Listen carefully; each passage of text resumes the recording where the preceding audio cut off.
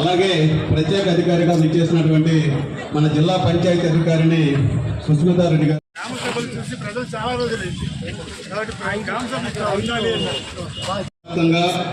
అన్ని గ్రామ పంచాయతీల్లో ప్రత్యేక గ్రామ సభను నిర్వహించుకుంటున్నాం. అందులో భాగంగా మన కోవూరు గ్రామ పంచాయతీలో ఏర్పాటు చేసినటువంటి గ్రామ సభకు ముఖ్య అతిథులుగా విచ్చేసినటువంటి మన ప్రీతమ శాసనసభ్యులు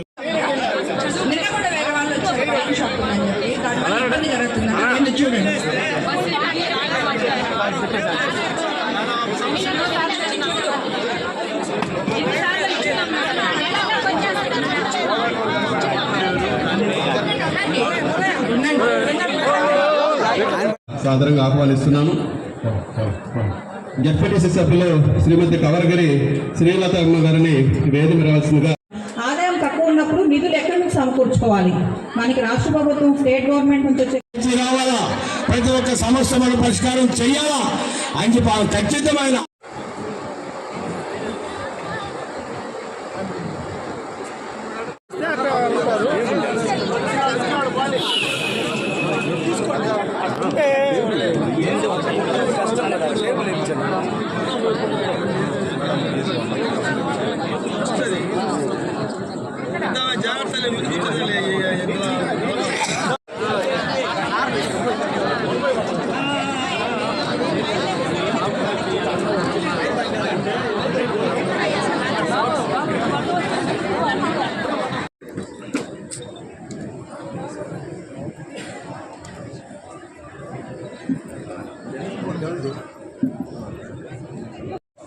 అవునమ్మా తలగడ్డ వచ్చేసినట్ట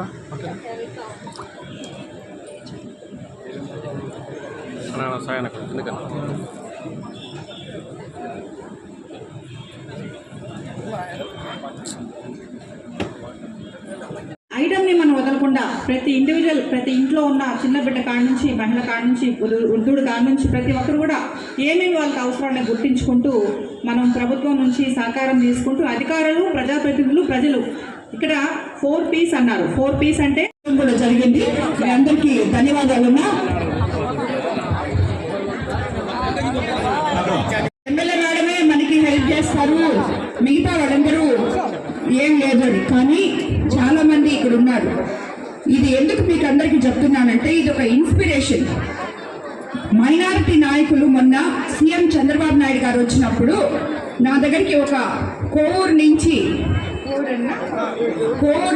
ఒక చెక్ తీసుకొచ్చారు. కోవూరు మండలం నుంచి 2,70,000 వాళ్ళందరూ కలెక్ట్ చేసి ఆ చెక్ తీసుకొచ్చి వయనాడులో జరిగిన విపత్తుకి సీఎం రిలీఫ్ ఫండ్గా నా ద్వారా సీఎంకి ఇప్పించడం జరిగింది. అలా మీ అందరూ అంత కష్టపడి అందరి దగ్గర కలెక్ట్ చేసి మనము వాళ్ళకి పంపించడం అనేది నాకు అది చాలా ఇన్స్పిరేషన్ అనిపించింది.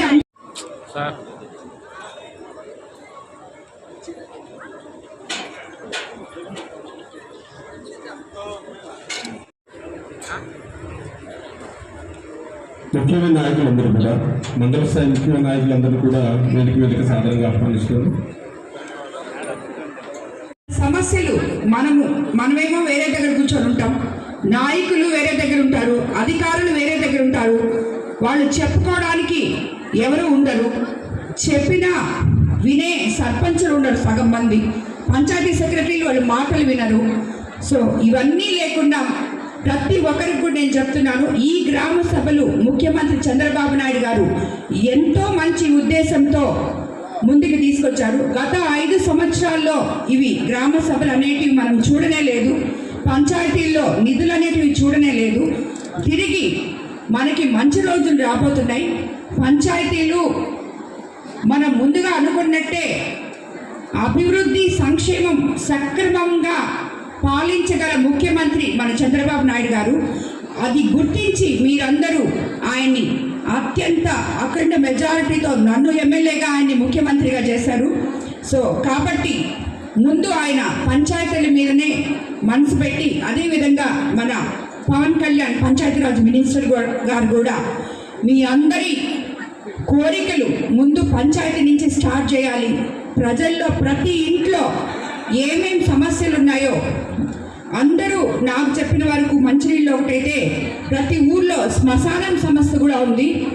ఈ సమస్యలు నేను ఇక్కడ అధికారులందరూ ఉన్నారు, ప్రతి పంచాయతీలో ఎందుకు ఇది చిన్న వాళ్ళకి మౌలిక సదుపాయాలు ఇవి. శ్మశానాలు అనేటివి చాలా అవసరం. చనిపోతే వాళ్ళని పూడ్చిపెట్టుకోవడానికి శ్మశానం లేకుండా, చనిపోయిందో ఒక పక్కన వేడుస్తుంటే పూడ్చిపెట్టడానికి స్థలం లేక ఇంకో పక్క ఏడుస్తారు ప్రజలు. కాబట్టి దానికంటూ ఏం చేయాలో అధికారులందరూ ఆలోచించి నాకు తెలపాలని ఈ కోవూరు నియోజకవర్గం నుంచి ముఖ్యంగా నేను వాళ్ళని కోరుకుంటున్నాను. ఎందుకంటే నేను పోయిన ప్రతి దగ్గర శ్మశానం ప్రాబ్లం ఉంది, దాన్ని నేను తీరుస్తానని చెప్పి వాళ్ళకి మాట ఇచ్చాను. దాని మీద నేను వర్కౌట్ చేస్తున్నాను. కానీ ఎట్లా ఏ రకంగా ముందుకెళ్లాలో, ఎక్కడ స్థలం ఉందో ఎంఆర్ఓలు కానీ మిగతా అధికారులు కానీ దాన్ని ఎలా మనం ముందుకు తీసుకెళ్లాలో మీరు దాన్ని కూడా